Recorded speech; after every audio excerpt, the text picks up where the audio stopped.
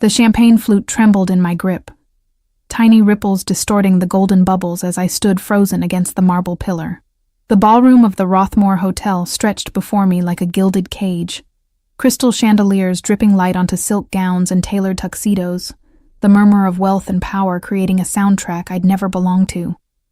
I was invisible here, just another server in a crisp white shirt and black bow tie, holding a tray of drinks I could never afford to taste.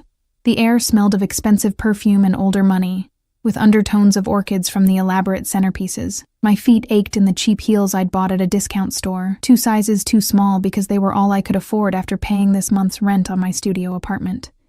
3 years of working catering jobs, and I still felt like an imposter every time I stepped into these glittering worlds.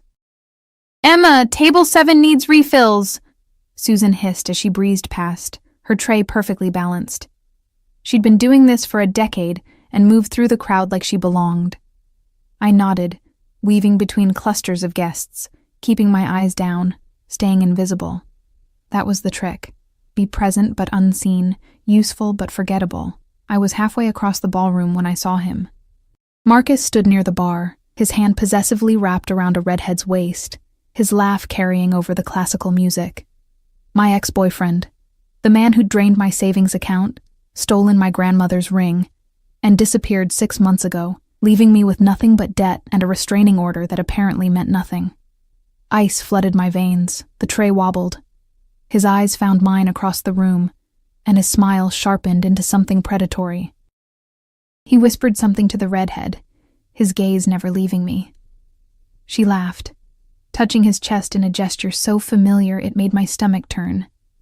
He'd looked at me that way once, before I'd discovered he was married, before I'd learned about the other women, before everything shattered. He started moving toward me. Panic seized my throat. The restraining order. I had a restraining order. But who would believe me here, in this palace of privilege, dressed as staff while he wore a designer suit that probably cost more than my annual rent? My fingers went numb around the tray. I turned sharply, desperate to disappear into the service hallway, and collided with something solid. The tray flew from my hands, champagne flutes spinning through the air in a horrible ballet of crystal and liquid. Time stretched as I watched them arc toward the floor, and toward the man I just crashed into. Except they didn't hit the floor. A hand shot out with impossible speed, catching 2 glasses mid-flight. Another person, a massive man in a black suit with an earpiece, caught 2 more. The rest shattered against the marble in an explosion of crystal and champagne that seemed to echo through the entire ballroom. Silence fell like a guillotine blade. I looked up and up, into the coldest eyes I'd ever seen. The man I'd collided with stood perfectly still, his black suit immaculate except for the champagne now soaking his left shoulder and lapel. His features were carved from marble. Sharp jaw, aristocratic nose, dark hair swept back from a face that belonged on ancient coins. But it was his eyes that paralyzed me. Gray as winter storms, assessing me with the kind of focus that suggested he saw everything, missed nothing, forgot even less. He was surrounded by men in black suits, all of them frozen, hands moving toward their jackets in a synchronized movement that made my blood run cold. The massive man who'd caught the glasses stood closest, his expression promising violence, waiting for a signal. "I'm so sorry," I gasped, the words tumbling out in a rush of terror. "I'm so sorry. I didn't see. I'll pay for cleaning. Quiet." One word, delivered in a voice like silk over steel. Not loud, but absolute.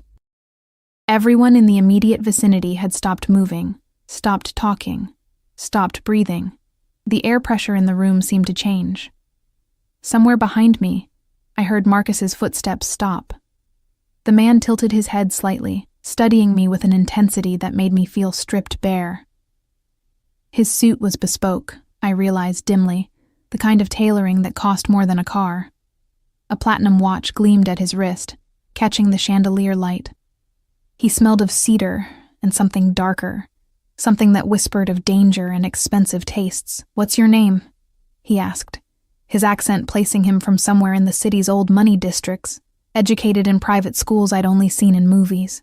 "Emma," I whispered. "Emma Chen. I'm so sorry. You're frightened," It wasn't a question. His gaze flicked past me, landing on something, someone behind me, and his expression shifted into something that made the temperature drop. Of him? I didn't need to turn to know he meant Marcus. I could feel my ex's presence like a stain on my peripheral vision. I have a restraining order, I heard myself say, though I had no idea why I was telling this terrifying stranger my problems. Maybe because his stillness felt like the eye of a hurricane, a moment of safety before everything tore apart. But he's here, and I'm just staff, and no one will— The man raised one hand in a gesture so slight it barely qualified as movement. Instantly, two of the suited men melted away into the crowd, moving toward Marcus with purposeful strides. I saw Marcus's confident expression falter, watched him take a step back, then another, before the men escorted him firmly toward the exit. "The restraining order," the man said, his attention returning to me with that unnerving focus. "Is it current?" I nodded, mute with shock. His full name: Marcus Reed. The words came out automatically, conditioned by months of police reports and court appearances.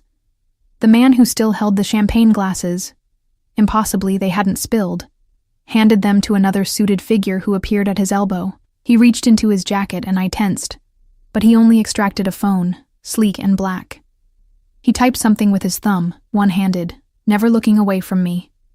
"It's handled," he said, slipping the phone away. "He won't bother you again. I don't understand. You don't need to." His hand moved then, long fingers catching my chin, tilting my face up to the light. The touch was gentle but absolutely firm, allowing no resistance. He examined me like I was a painting he was considering purchasing, noting the shadows under my eyes, the cheap makeup, the way my uniform hung slightly loose because I'd lost weight I couldn't afford to lose. "You're exhausted." It wasn't a question, but I answered anyway. 2 jobs. Rent went up. Something flickered in those storm-gray eyes. Not quite sympathy, but something else. Recognition, maybe, or calculation. "Mr. Valentino, sir." Susan appeared at his elbow, her face pale with horror as she took in the champagne-soaked suit, the shattered crystal being swept up by hotel staff who'd materialized from nowhere. "I'm so terribly sorry. We'll terminate her employment immediately." "No," again. That one word, absolute as a judge's gavel. His fingers released my chin, but his gaze pinned me in place just as effectively. "She stays. Send her to table 1. Susan's mouth opened and closed like a fish. "Sir, that's your private—" "I'm aware." He turned slightly, addressing the massive man who'd caught the glasses. "James, ensure Ms. Chen is reassigned, and handle the Reed situation permanently." "Yes, sir." James's voice rumbled like distant thunder, and the promise in it made my knees weak. Mr. Valentino looked at me one last time, and I saw it then. The danger Susan had recognized immediately. This wasn't just wealth, this was power so absolute it didn't need to announce itself. Men like this didn't ask, they commanded. They didn't threaten, they simply acted, and the world rearranged itself around their will. "Table 1, Emma Chen," he repeated, and it sounded almost like a threat or a promise. "Don't keep me waiting." Then he turned and walked away, his entourage flowing around him like water, leaving me standing in a puddle of champagne and shattered crystal, my heart hammering so hard I thought I might faint. "What the hell did you just do?" Susan grabbed my arm, her nails biting through the fabric of my shirt. "Do you have any idea who that is?" I shook my head, mute. "Dante Valentino," she whispered, and the name fell like a death sentence. "He owns half the city. The other half is too afraid to admit he owns them too." Her grip tightened. "And you just dumped champagne on him and somehow got assigned to his private table instead of fired. Or worse." The room spun slightly. I knew that name. Everyone in the city knew that name, though it was usually whispered, never spoken aloud. The Valentino family had run the city's underworld for 3 generations. Their empire built on fear and blood and money so old it had forgotten its sins. "Table 1. Susan shook me slightly. "Now." "And Emma?" Her expression softened with something like pity. "Whatever he wants, give it to him. Men like Dante Valentino don't make requests. They make offers you can't refuse. She pushed me toward the roped-off corner of the ballroom where a single table sat elevated on a dais, separated from the crowd by velvet ropes and the implicit understanding that some spaces were not for ordinary people. My legs moved mechanically, my mind still trying to process what had just happened. Marcus was gone. Dante Valentino had made him disappear with a gesture, and now he'd summoned me to his table. I climbed the 3 steps to the dais, my cheap heels clicking against marble, and approached the table where Dante sat with 3 other men, all of them radiating the same dangerous authority. Up close, I could see the champagne darkening his shoulder, the way his jaw tightened slightly, the only indication he was displeased. "Mr. Valentino," I began, my voice barely steady. "I'm truly sorry about—" "Sit." I blinked. "I'm working. I can't—" His hand moved to the chair beside him, pulling it out in an invitation that felt more like a command. The other men at the table watched me with varying expressions of interest and calculation, like predators deciding if I was prey or something else entirely. This isn't appropriate." My protests died as his gaze lifted to mine, and I saw something in those gray depths that made my breath catch. Not anger. Something far more dangerous. Interest. "Sit down, Emma-chan," Dante Valentino said softly, and every instinct I possessed screamed that this moment was a crossroads. That whatever choice I made next would determine everything that came after. "We need to discuss your ex-boyfriend, your restraining order, and exactly how you're going to repay me for this suit." His smile was slight, dark, and promised absolutely nothing good, but Marcus was gone, and I was so tired of being afraid. I sat. The chair was more comfortable than anything I'd ever sat in, upholstered in butter-soft leather that probably cost more than my monthly salary. I perched on the edge, hyper-aware of the 3 other men at the table who'd stopped their conversation the moment I sat down. The air here smelled different, richer, headier, with undertones of cigar smoke and cologne that didn't come from department stores. Dante lifted one finger, and a server I'd never seen before materialized with a fresh jacket draped over his arm. The exchange happened in silence, practiced and efficient. Dante stood, shrugging out of the champagne-soaked jacket with fluid grace, revealing a vest that hugged his frame with precision tailoring. For a moment, as he moved, I caught the edge of something dark beneath the vest. A holster, my mind supplied with sickening clarity. He was armed, at a charity gala, in the middle of the Rothmore Hotel. Of course he was. "Relax," he said, settling back into his chair after donning the fresh jacket. He'd caught me staring. "You look like you're about to bolt." "I'm working," I managed, gripping my hands together in my lap to stop them from shaking. "I shouldn't be sitting here. Susan will do exactly as she's told." Dante's attention shifted to one of the men across the table, older with silver threading through his dark hair. "Marco, status on the Reed situation?" Marco glanced at his phone, his expression neutral. "Subject was escorted from the premises. Background check is running now. Should have a full report within the hour, including current address, employment, known associates, and all violations of the restraining order." He looked at me then, something almost kind in his weathered features. "How long has he been bothering you, miss?" My throat closed. 6 months, since I got the restraining order. "And before that?" Dante's voice was still soft, but there was steel underneath now, cold and sharp. "A year. We dated for a year before I found out he was married, and had a girlfriend, and had stolen $40,000 from my bank account." The words tumbled out before I could stop them, shame burning my cheeks. I was stupid. He said he loved me, and I believed him. "You weren't stupid," the third man said, younger than the others, with kind eyes behind expensive frames. "You were trusting. Different thing entirely." He extended his hand across the table. "Anthony Valentino, Dante's cousin, and you've already met Marco, his head of security." I shook his hand automatically, my mind reeling. Head of security. These weren't just business associates or friends. This was Dante's inner circle, the people who made problems disappear. "The 4th chair?" I asked before I could stop myself, noting the empty seat to Dante's left. "James is handling your ex," Dante said, and the casual way he said it made my stomach flip. "He's thorough." I don't want anyone hurt, I said quickly, panic rising. The restraining order, it's legal. I just need him to leave me alone. No one will be hurt, Dante interrupted, but his smile suggested his definition of hurt might be negotiable. Unless he violates the order again. Then we'll revisit the conversation. He leaned back, studying me with that unnerving focus. Tell me, Emma-chan, what do you do when you're not spilling champagne on dangerous men? The shift in topic threw me. I work here, and at a diner on 5th Street. Morning and evening shifts. Education? 2 years of college, business degree. I swallowed. I had to drop out when my grandmother got sick. Medical bills. Something flickered across his face, recognition maybe, or understanding. Family? Just me now. She passed last year. The words still hurt. A knife that never quite dulled. Marcus took her ring, the only thing I had left of her, pawned it for drug money, I found out later.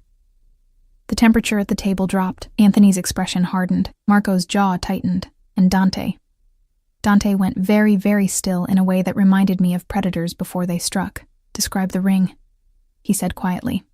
Rose gold, Victorian era, floral engraving, small diamond in the center. My voice cracked.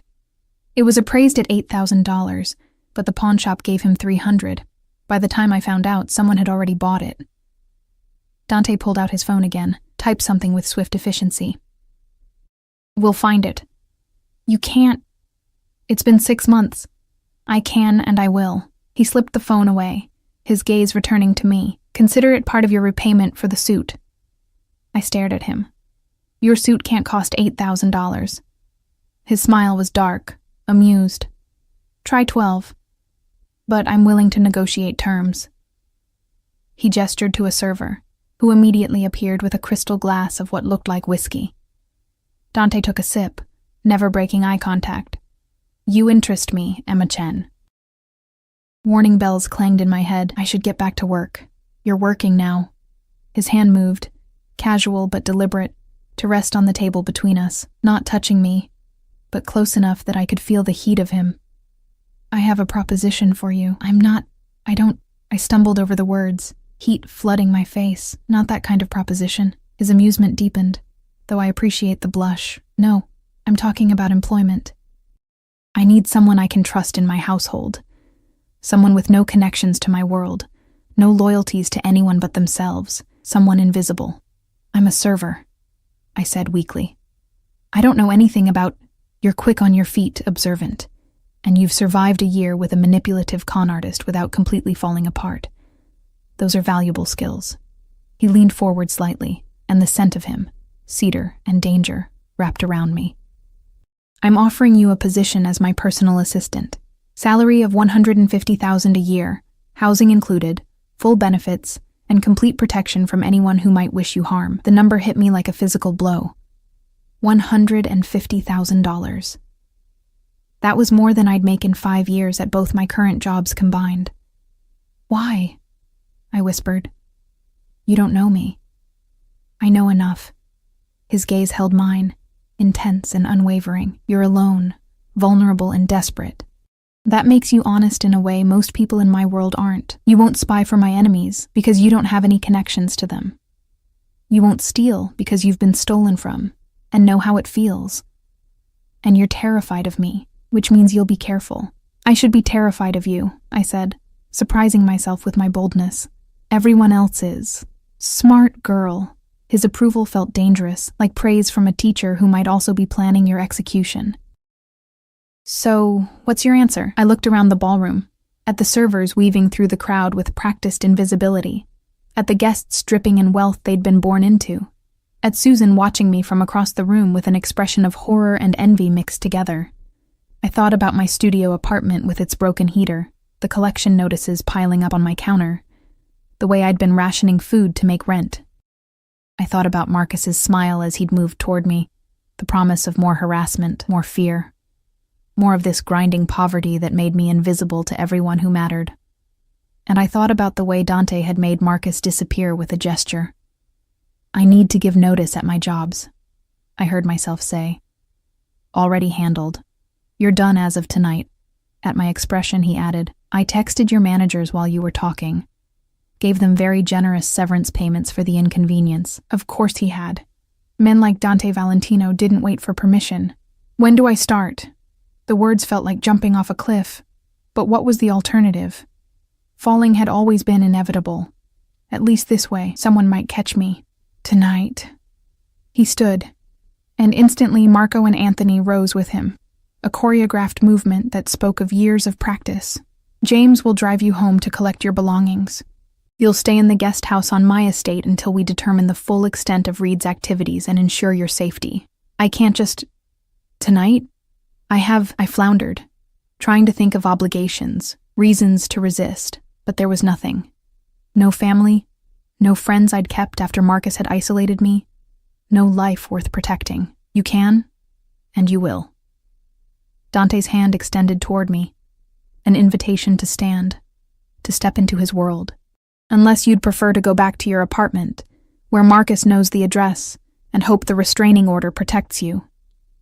My hand was in his before I consciously decided to move, his fingers closing around mine with gentle, inexorable pressure. He pulled me to my feet, and suddenly we were close enough that I had to tilt my head back to meet his eyes. You're making a deal with the devil, I whispered. His smile was sharp as a blade. I know, but at least this devil keeps his promises. He released my hand, but the warmth of his touch lingered like a brand. James will take care of you, do exactly as he says, and you'll be perfectly safe. And if I don't, then you'll learn very quickly why everyone in this city is afraid of me.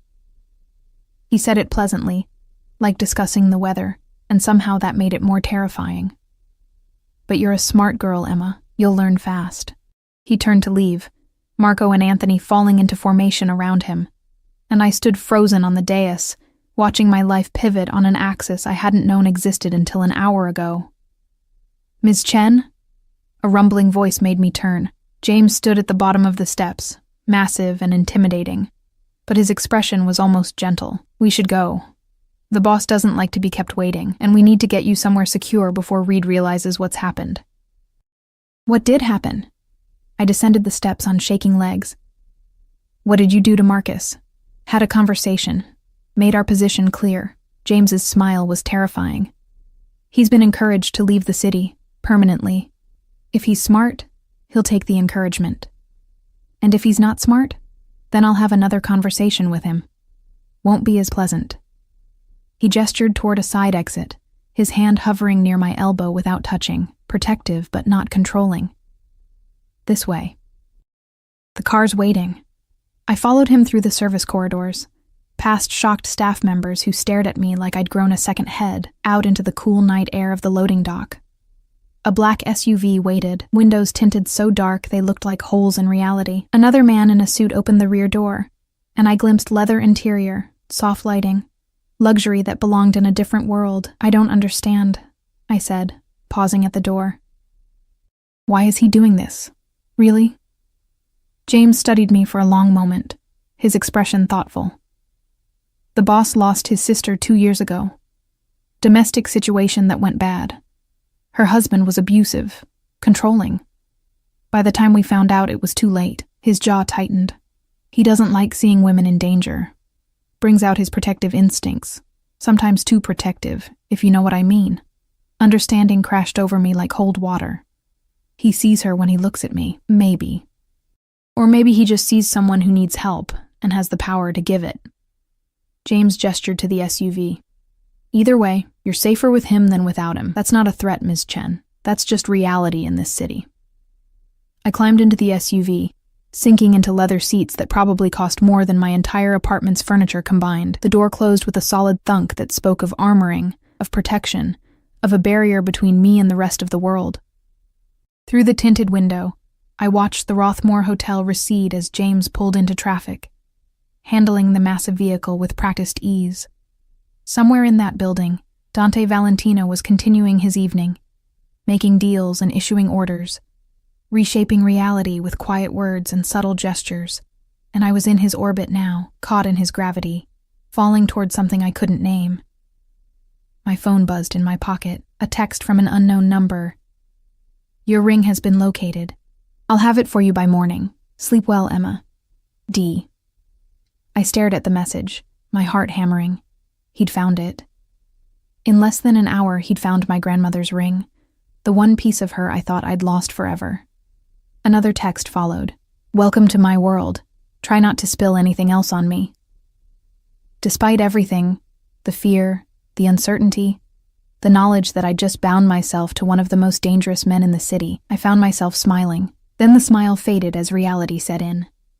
I'd just agreed to work for a Mafia boss, and something told me that champagne-soaked suit was going to be the least expensive thing I'd ever owe him. The guest house was larger than my entire apartment building. I stood in the marble foyer, my threadbare duffel bag looking obscene against the cream-colored floors that gleamed like still water. Crystal sconces cast warm light across walls decorated with art that probably belonged in museums. Through an archway, I could see a living room with furniture so pristine I was afraid to breathe near it. Your quarters, Ms. Chen, James said, setting down the 2 other bags he'd helped me pack. Everything I owned in the world fit into 3 bags, a fact that suddenly felt humiliating in this palace of excess. Master bedroom is upstairs, fully stocked kitchen through there. Bathroom has a soaking tub and separate shower. Security system is already programmed with your fingerprints. The boss had that handled while we drove. Of course he did. Dante Valentino operated at a speed that left normal people dizzy. I can't. This is too much, I started. You can, and it isn't. James's expression softened slightly. The boss wants you comfortable and safe. This is how he ensures both. There's a panic button in every room. Red button. Can't miss it. You press it. I'm here in under 2 minutes with backup. Understood? I nodded mutely. Good. I'll be in the main house if you need anything. It's just across the garden. You can see it through those windows. He pointed to French doors that opened onto what looked like a landscaped paradise. All shadow and moonlight now. Beyond it, I could make out the shape of a mansion that made this guest house look like a shed. Breakfast is at 7. The boss will want to go over your duties and expectations. After James left, I stood in the silence, my heart pounding. The guest house smelled of lemon polish and fresh flowers. A massive arrangement of white roses sat on the entry table, their perfume almost overwhelming. No card, but I knew who'd sent them. I climbed the stairs on shaking legs, found the bedroom, and nearly wept at the sight of the bed. King-sized, with linens that looked like clouds, more pillows than any one person could use. The bathroom was bigger than my old apartment's main room, all marble and gold fixtures and towels so thick and soft I wanted to live in them. A garment bag hung on the closet door. Inside, I found clothes, designer labels, my exact size, ranging from casual wear to business attire. A note card in elegant handwriting. For tomorrow, wear the blue dress. D. My hands shook as I touched the fabric. Silk, real silk, the kind that whispered against skin. How did he know my size? How had he arranged all this in the hour it took James to drive me home and back? Money, I realized, money and power could accomplish anything. I showered in water pressure that felt like heaven, dried off with towels that probably cost more than my weekly grocery budget, and climbed into the bed wearing one of the silk pajama sets I'd found in a drawer, also my size, also perfectly chosen. The sheets smelled of lavender and felt like sleeping on air. I should have been terrified. I should have been planning my escape. Instead, I slept better than I had in years. Morning came with soft light filtering through curtains I didn't remember closing. A knock at the door revealed a woman in her 50s, professionally dressed, carrying a tray with breakfast. Ms. Chen, I'm Maria, the head housekeeper. Her accent was Italian, warm and maternal. Mr. Valentino thought you might like breakfast before your meeting.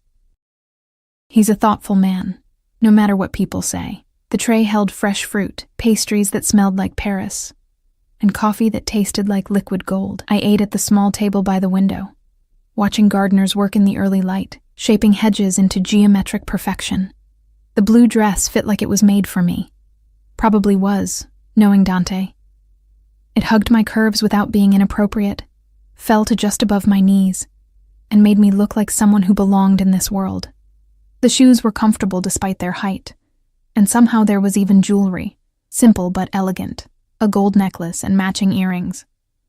I barely recognized myself in the mirror. At precisely 7, James appeared to escort me to the main house. We crossed the garden on a stone path lined with roses, and I tried not to gawk at the mansion as it grew larger. It was the kind of house that had a name, that got featured in architectural magazines, that whispered old money and older power. Inside was even more impressive. The foyer could fit my old apartment 3 times over, with a double staircase sweeping up to a second floor. More art, more marble, more evidence of wealth so vast it became abstract. James led me through hallways that seemed to stretch forever, past rooms I barely glimpsed, a library, a formal dining room, what looked like a home theater. Finally, we reached a set of double doors made of dark wood, carved with intricate patterns. "The boss's office," James said. "He's expecting you. Just knock and enter." My hand trembled as I raised it to knock. This was it. The moment where I found out what Dante Valentino really wanted from me, what price I'd really agreed to pay. "Come in, Emma." His voice carried through the door, rich and commanding. I pushed the door open and stepped into controlled chaos. The office was enormous, dominated by a desk that looked like it cost more than a car. Papers covered every surface. Multiple computer screens displayed what looked like stock tickers and security feeds, and the walls were lined with file cabinets and bookshelves. Dante sat behind the desk, jacket discarded, sleeves rolled up to reveal forearms that spoke of regular workouts. He was reading something on his phone, his expression focused, and didn't look up immediately. This, I realized, was Dante in his element, not the polished socialite from last night, but the man who ran an empire. "Sit," he said without looking up. Not rude, just efficient. I sat in one of the leather chairs facing the desk, my hands folded in my lap, trying not to fidget. The office smelled of coffee and leather and something else, gunpowder maybe, though that could have been my imagination.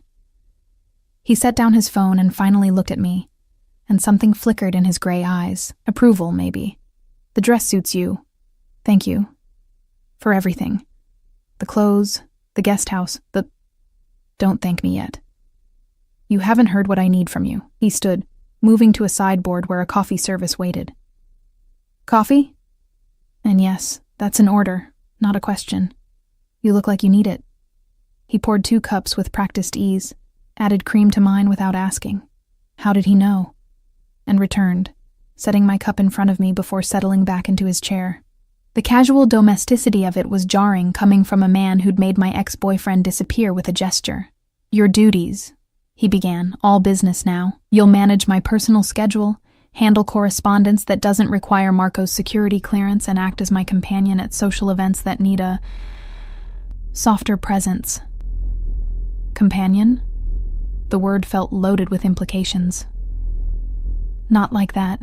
I'm not buying you, Emma." His expression hardened slightly.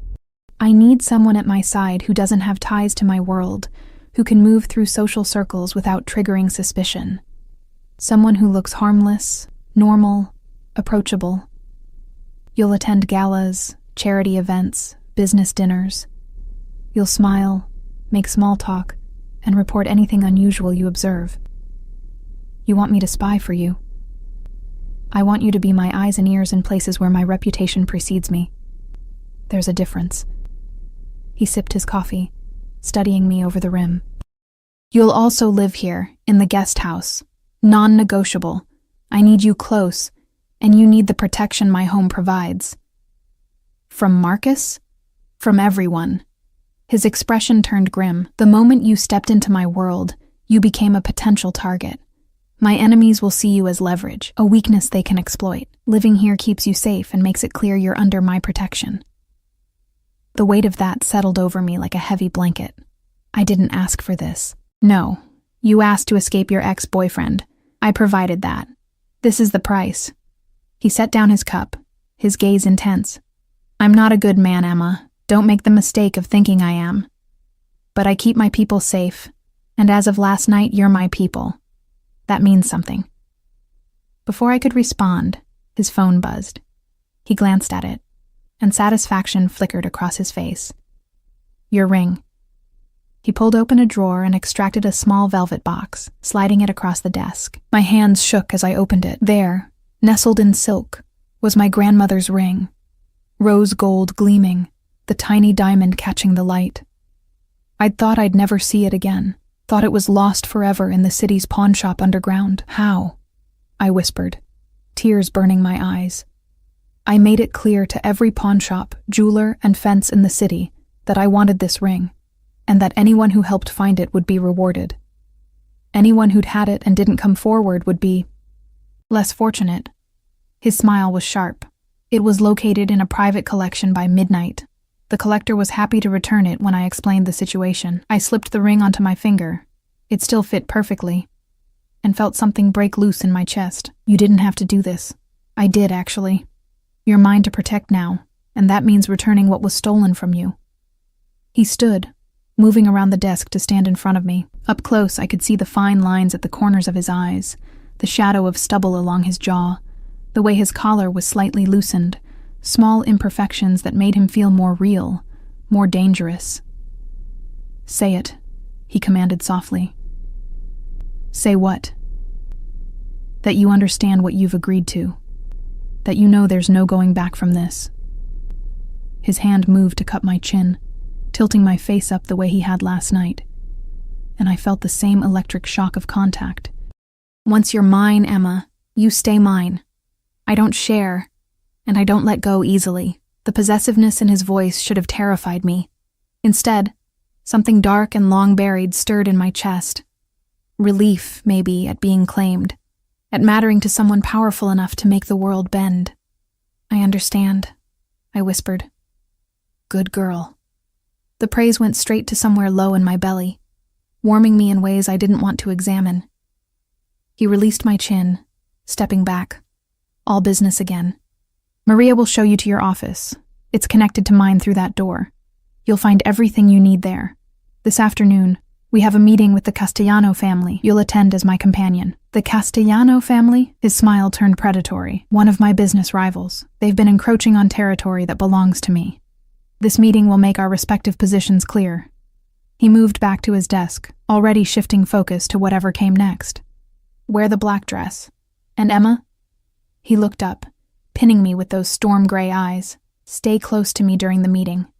Don't speak unless I tell you to, and don't react to anything you hear, no matter how shocking. Can you do that? I nodded, my mouth dry.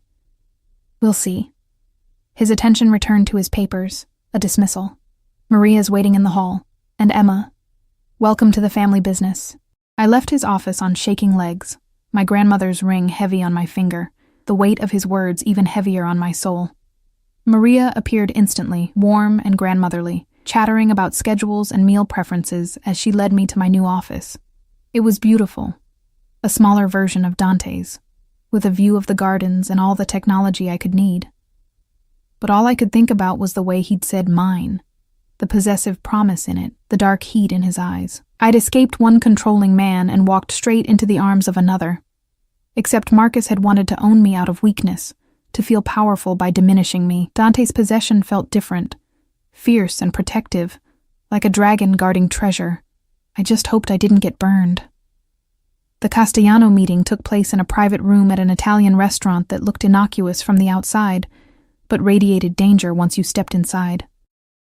Men in expensive suits lingered near the exits, their jackets cut to hide weapons. The air was thick with tension, and the smell of garlic and wine. I wore the black dress as instructed, more formal than the morning's blue, with a neckline that was elegant without being revealing. Dante had appeared at my office door at precisely 2:00, looking devastating in a charcoal suit, and examined me with the same thorough attention he gave everything. Perfect, he'd said, and offered his arm. Remember, stay close, stay quiet, observe everything. Now I sat at a large round table, Dante on one side of me, Marco on the other, with 4 Castellano men across from us. The head of their family, Leonardo Castellano, was older than Dante, with silver hair and eyes like chips of ice. He'd looked at me when we arrived, a calculating assessment that made my skin crawl. Valentino, Leonardo said, swirling wine in a crystal glass. You bring a date to a business meeting. How American of you. I bring what I choose to bring, Leonardo. Dante's voice was mild, but his hand found my knee under the table. a possessive weight that felt like a brand. "Shall we discuss why we're here?" The meeting devolved into careful verbal warfare, discussions of territory and percentages, veiled threats wrapped in polite language. I did as Dante instructed, stayed silent, observed everything. Watched the way Leonardo's second-in-command kept checking his phone, how the youngest Castellano couldn't meet Dante's eyes, the way their body language spoke of fear poorly hidden. Dante was winning, though to an outsider it might not look like it. He barely raised his voice, never threatened openly. But somehow Leonardo kept giving ground, agreeing to terms that clearly favored the Valentino family. It was masterful, terrifying, and oddly beautiful, watching power in action, seeing how Dante commanded a room without ever losing his calm. Then Leonardo's gaze fell on me again, and his smile turned cruel. "Where did you find this one, Valentino? She looks like she came from a soup kitchen." Dante's hand tightened on my knee, his grip just shy of painful. "Watch your mouth, Leonardo. I'm just curious. Usually your women have more polish." Leonardo leaned forward, his eyes stripping me bare. "What's your name, girl?" Before I could answer, Dante moved. Not fast, not violent, just a shift of his body that somehow filled the space with menace. "She doesn't speak to you. She doesn't exist for you. And if you look at her like that again, I'll take it as a declaration of war." The room went silent. Even the guards stopped moving. Leonardo's smile vanished. "For a whore? For what's mine?" Dante's voice was soft, deadly. "Test me, Leonardo. See what happens." My heart hammered so hard I thought it might burst. Under the table, Dante's hand moved from my knee to lace with my fingers, holding tight, grounding me. Leonardo studied us for a long moment, then laughed, forced, nervous. "My apologies. I didn't realize she was significant." "Now you do." Dante released my hand, standing, pulling me up with him. The meeting was over, though half the items on the agenda hadn't been discussed. "We're done here. You'll have my terms in writing by tomorrow. Accept them, or face the consequences." He guided me out with a hand at the small of my back, Marco and James falling in around us like a protective wall. We didn't speak until we were in the SUV, pulling away from the restaurant. "I'm sorry," Dante said finally, his jaw tight with barely controlled rage. "Leonardo is an old-school pig who thinks women are property. I should have known he'd try something." "It's fine," I said, though my hands were still shaking. "I've dealt with worse." "That's not the point." He turned to face me, his gray eyes blazing. "You're under my protection now. That means no one disrespects you. No one threatens you. No one even looks at you wrong without answering to me." His hand cupped my face, gentle despite the fury in his expression. "Do you understand, Emma? You're not invisible anymore. You're mine. And that makes you untouchable." The intensity of his gaze, the possessive promise in his words. It should have frightened me. Instead, for the first time in longer than I could remember, I felt safe. "I understand," I whispered. His thumb brushed across my cheekbone, a gesture so tender it stole my breath. Then he pulled away, composing himself, becoming the controlled businessman again. But I'd seen beneath the mask now. Seen the fire, the possessiveness, the fierce protectiveness that bordered on obsession. And God help me, I wanted to see more.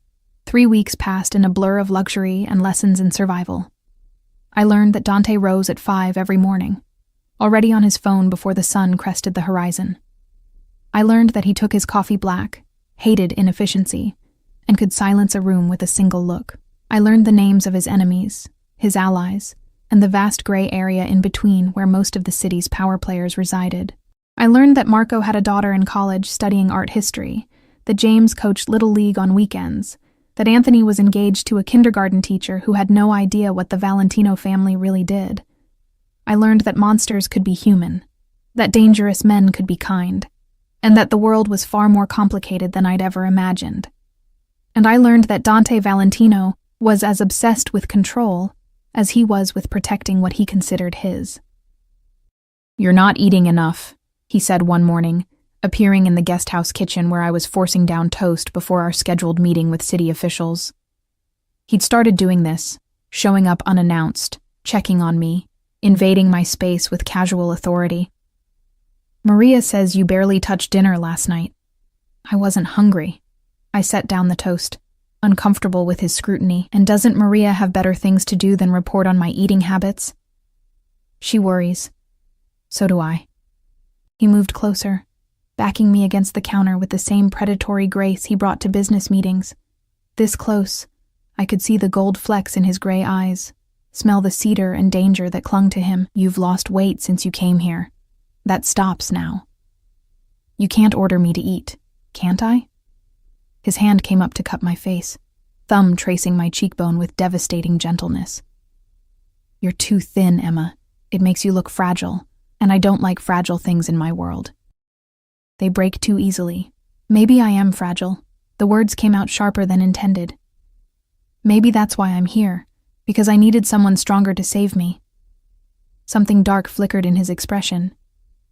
Is that what you think? That you're weak? Aren't I? I met his gaze, refusing to look away even though his intensity made me want to. I let Marcus manipulate me for a year. I let him steal from me, control me, isolate me from everyone I cared about. I was too stupid to see what he was until it was too late. You survived.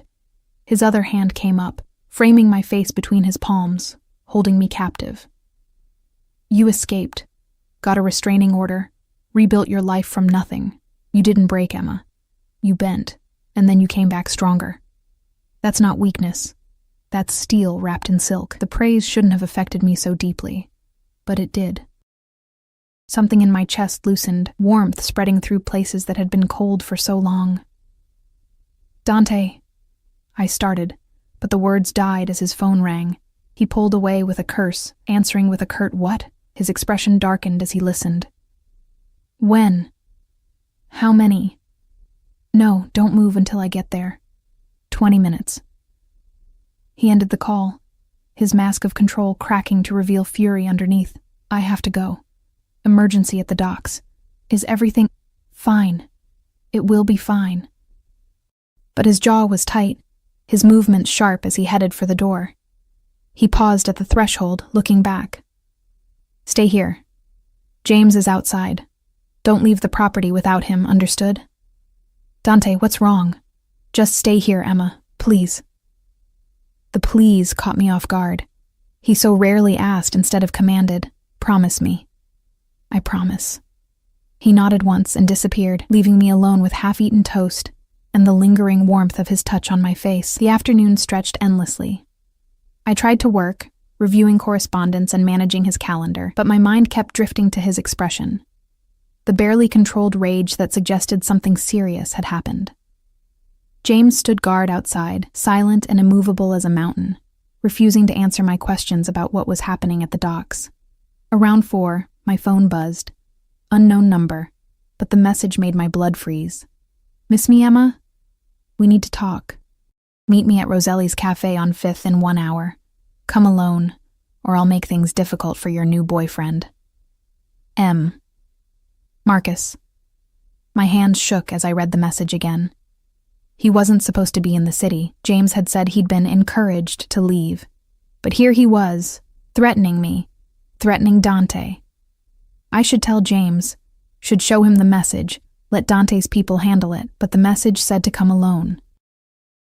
And something in me, the part that had survived Marcus's manipulation, that had rebuilt from nothing, wanted to face him myself, wanted to prove I wasn't the frightened girl he'd controlled anymore. Stupid. It was monumentally stupid. I went anyway. I told James I needed air, wanted to walk in the gardens. He hesitated but agreed when I stayed within sight of the guest house. Then I slipped out through the service gate I'd discovered during my exploration of the property, barely more than a gap in the hedge, probably used by gardeners. The walk to 5th Street took 20 minutes. Every step felt like betrayal. Of Dante's trust, of the protection he'd offered, of the promise I'd made. But Marcus's threat echoed in my mind. Make things difficult for your new boyfriend. What did that mean? What could Marcus possibly do to hurt someone like Dante? Roselli's Cafe was a small Italian place I'd worked near before, cheap and cheerful with red checkered tablecloths. Marcus sat at a corner table looking worse than I remembered. Thinner, with shadows under his eyes and a nervous energy that set off alarm bells. "Emma." He stood as I approached, his smile the same charming one that had fooled me for so long. "You look amazing. Money agrees with you." "What do you want, Marcus?" I stayed standing, ready to run. "You're violating the restraining order just by being here." "I wanted to warn you." He gestured to the chair across from him. "Please sit. This is important." Against my better judgment, I sat, every muscle tense. "Warn me about what?" "About Dante Valentino." Marcus leaned forward, his expression earnest, too earnest, the way it always got when he was lying. "Emma, do you have any idea who that man is? What he's capable of?" "I know exactly who he is. Do you? Do you know how many people have disappeared after crossing him? How many bodies they've pulled out of the harbor with Valentino calling cards?" His hand reached across the table toward mine. I jerked back. "He's not a businessman, Emma. He's a monster. And he's using you. You're one to talk about using people." Anger burned through my fear. "You stole $40,000 from me, Marcus. You stole my grandmother's ring. You lied to me for a year while you were married to someone else. Why should I believe anything you say?" "Because I'm trying to save your life." His voice rose, drawing looks from other patrons. He lowered it, leaning closer. "I made mistakes, okay? I was in a bad place, owed some bad people money, but I never would have hurt you. Not like Valentino will. Dante got my grandmother's ring back." I pulled my hand up, showing him the rose gold gleaming on my finger. "In less than a day, he found what you stole and returned it to me. What have you ever given me besides debt and heartbreak?" Marcus's expression darkened. "He's not doing this out of kindness, Emma. Men like Valentino don't do anything without expecting something in return. What did he ask for? What price did you agree to pay? That's none of your business. It is when you're walking into a trap." He pulled out his phone, swiped through photos, and showed me the screen. "Recognize her?" The photo showed a young woman, beautiful, with dark hair and eyes full of life. She stood next to a younger version of Dante, both of them laughing at something off camera. "His sister," I said, remembering what James had told me. "She died 2 years ago. She didn't just die. She was murdered by her husband when she tried to leave him." Marcus swiped to another photo, this one of the woman covered in bruises, her face barely recognizable. My stomach turned. Valentino blamed himself for not protecting her. Now he collects broken women like trophies, convinces himself he's saving them. "You're not special, Emma. You're just his latest project, his way of assuaging guilt." The words hit like physical blows, finding all my deepest insecurities and twisting. Was Marcus right? Was I just a replacement for a dead sister? A guilt offering? A project? "Look at you," Marcus continued, his voice softening into the manipulation I knew so well. "You're wearing designer clothes, living in a mansion, playing house with a criminal. This isn't you, Emma. Come back with me. We can leave the city together, start over somewhere Valentino can't reach us." "You're insane." I stood, chair scraping loudly. "You think I'd go anywhere with you after everything you did? I think you're scared and confused, and you're making decisions that will get you killed." He stood too, grabbing my wrist. His grip was tight, painful, exactly like it used to be. "I'm offering you a way out. Last chance, Emma. Let go of me." "Not until you listen," the lady said. "Let go." The voice came from behind me, cold and deadly familiar. I turned to find Dante standing 3 feet away, flanked by Marco and James. His expression was blank, empty in a way that was infinitely more terrifying than rage. Behind them, I could see 2 more men in suits, blocking the cafe exits. Marcus's hand dropped from my wrist like I'd burned him. "Valentino." "Mr. Reed." Dante's voice was pleasant, conversational, completely at odds with the murder in his eyes. "I believe you were encouraged to leave the city. Yet here you are, violating a restraining order, harassing what's mine." He looked at me then, and I saw the betrayal beneath his control. "Emma, come here." It wasn't a request. I moved to his side on trembling legs, his arm wrapped around my waist, pulling me close, possessive and protective and furious all at once. "I was just talking to her," Marcus said, backing away. "No harm done." "No harm?" Dante's smile was sharp as a blade. You touched her. You threatened her. You made her break a promise to me by coming here. His attention shifted to me briefly. We'll discuss that later. Then back to Marcus. You've made several critical errors in judgment, Mr. Reed. Would you like to know what they are? Marcus's face had gone pale. Look, I was just... First, you underestimated my reach. Did you really think I wouldn't have people watching you? That I didn't know the moment you entered the city? Dante's voice never rose, but somehow it filled the cafe, silencing every other conversation.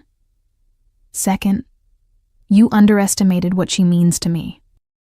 She's not a project or a trophy or a guilt offering. She's mine. My employee, my responsibility, my...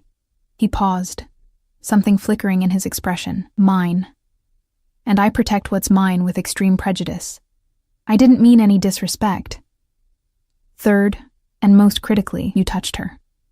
Dante released me, stepping forward with predatory grace. Marco and James moved with him, a choreographed dance of menace. That wrist you grabbed, those fingerprints you left, they're going to cost you, Mr. Reed. Wait, Marcus stumbled back, knocking into his chair. I'm sorry, okay? I'll leave. I'll disappear. You'll never see me again. You're right about that. Dante nodded to James. Take him. Make it educational. No. I grabbed Dante's arm without thinking. Please don't hurt him.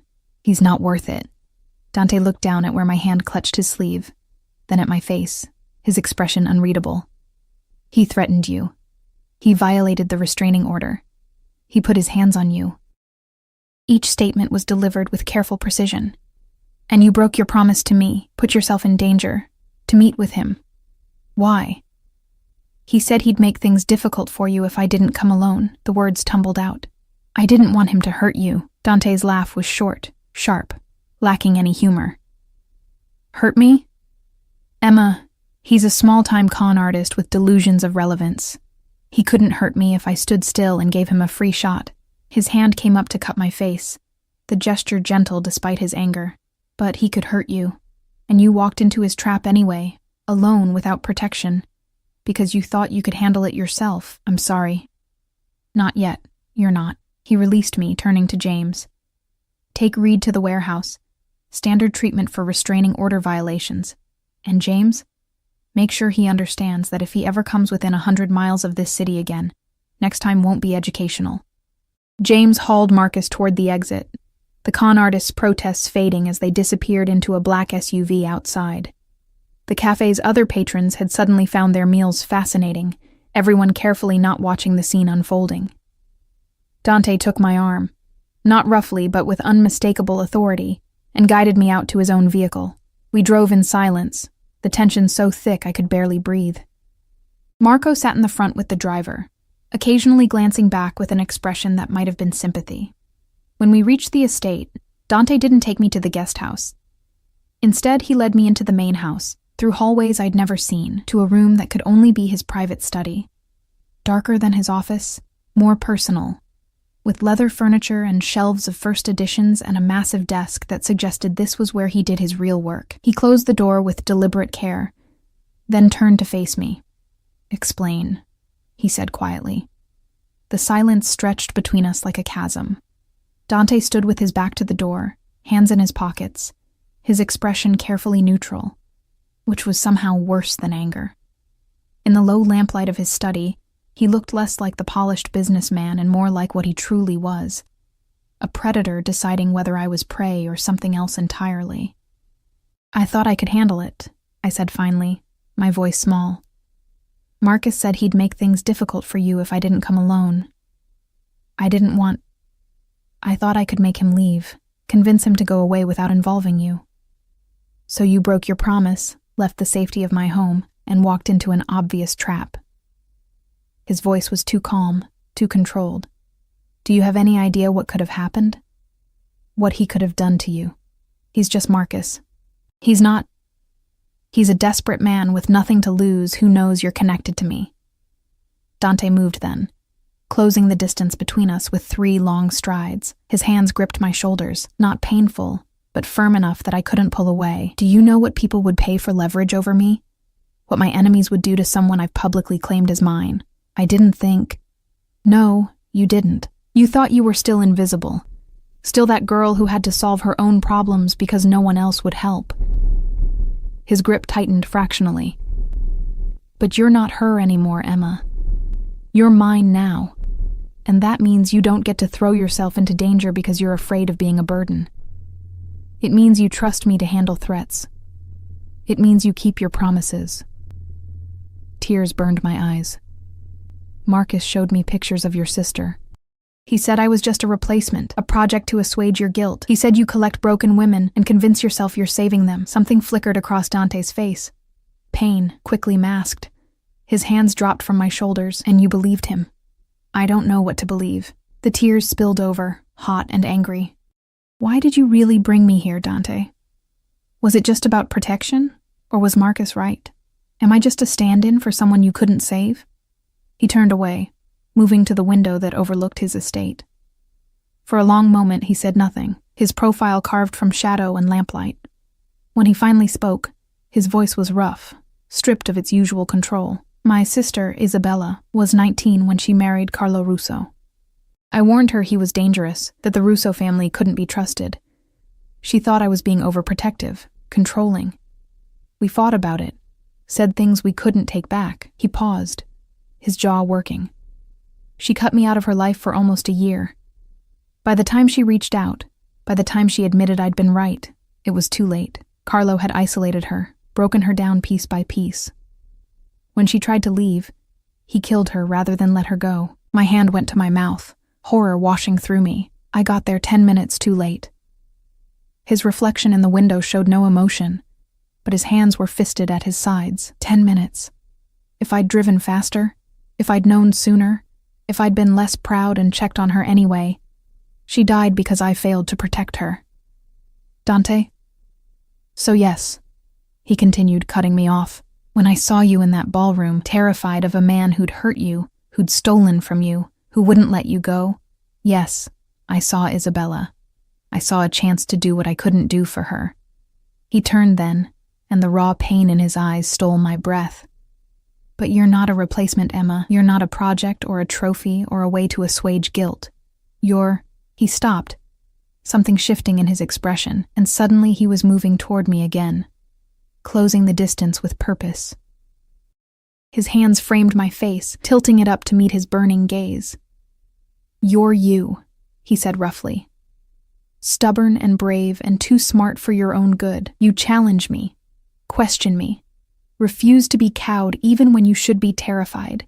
You make me laugh at breakfast and drive me insane by lunch. You're not Isabella. You're Emma. And somewhere in the last 3 weeks, you stopped being my responsibility and became something else entirely. What? I whispered, afraid to breathe, afraid to break whatever spell this was. Mine, he said simply, like it explained everything. Not because you're broken and need saving, because you're strong enough to survive anything, and I want that strength, that fire, that steel wrapped in silk next to me. Because when Leonardo Castellano insulted you, I wanted to burn his world down.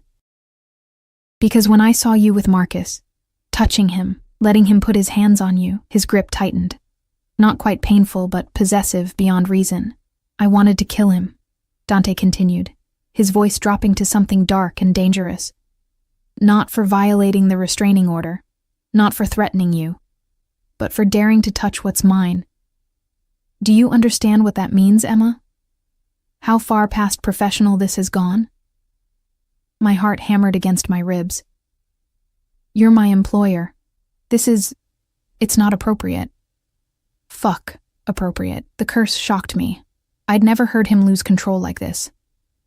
I'm not a good man, Emma. I've done things that would make you run screaming if you knew the full truth. But I've never lied to you, and I won't start now. I want you. Not as an employee, not as a project, as mine, in every way that matters. This is crazy, I breathed. We barely know each other. It's only been 3 weeks. I knew the moment you spilled champagne on me, and looked at me like I might destroy you, and chose to sit at my table anyway. His thumb brushed across my cheekbone, the gesture devastating in its tenderness. I knew when you asked me about protecting you instead of just running.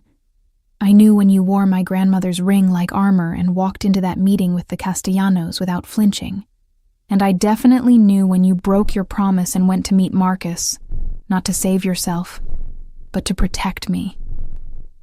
I'm not brave enough for this, I whispered. For you. For this world.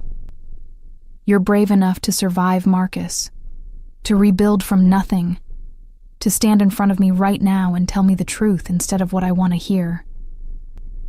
His forehead touched mine, and I felt the tension vibrating through him, the barely leashed control.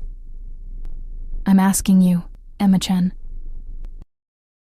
Not ordering, not demanding, asking, stay with me, not as my employee, as mine. Let me keep you safe, give you everything you've ever wanted, protect you from everyone who's ever hurt you. And what do I give you? My voice cracked. What could I possibly offer someone like you? You. His answer was immediate, absolute. Your strength, your honesty, your fire, the way you look at me like I'm both a monster and a man, and somehow accept both. His hand slid from my face to my waist, pulling me flush against him. I'm not promising easy, Emma. My life is dangerous, complicated, often brutal. But I swear on Isabella's grave that no one will ever hurt you again, that you'll never be invisible, never be taken for granted, never wonder if you matter. Tears streamed down my face now, my carefully constructed walls crumbling. I'm scared. Good. Fear keeps you smart. His smile was soft, almost tender. But don't be scared of me, Tesoro. Be scared of how far I'll go to keep you. Be scared of what I'll do to anyone who tries to take you from me. Be scared of the fact that I'm never letting you go. Even if you ask me to. That's not healthy, I said. But my hands were fisting in his shirt, holding on instead of pushing away. Probably not. He lowered his head, his lips brushing my temple, my cheekbone, the corner of my mouth. But I've never claimed to be healthy, just honest. And honestly, Emma, I'm obsessed with you, possessive of you, so far past professional boundaries I can't even see them anymore. If that terrifies you, say so now, and I'll step